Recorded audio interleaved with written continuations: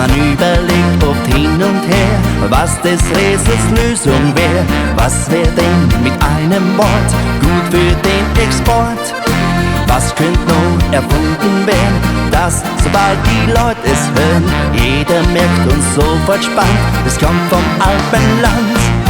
Boris kennt man überall, auf der Alp und rund im Tal. Boris unter jeder Staun, ist ein eigener Sound. Boris kennt man überall, von Dubai bis ins Gosautal. Boris ist auf jeden Fall international.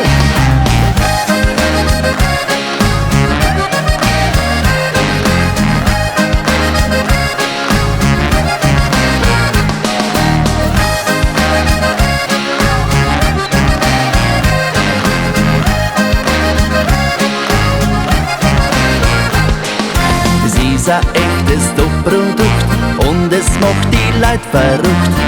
Es scheint zu produzieren, muss kaum was investieren. Wenn man's nicht mehr haben will, ist nicht schlimm, es gibt kein Müll. Jedem taugt und gefällt es sehr und es ist nicht schwer. Boris kennt man überall, auf der Alp und rund im Tal. Boris unter jeder Staun, ist ein eigener Sound. Boris kennt man überall, von Dubai bis ins Gosautal. Boris ist auf jeden Fall international.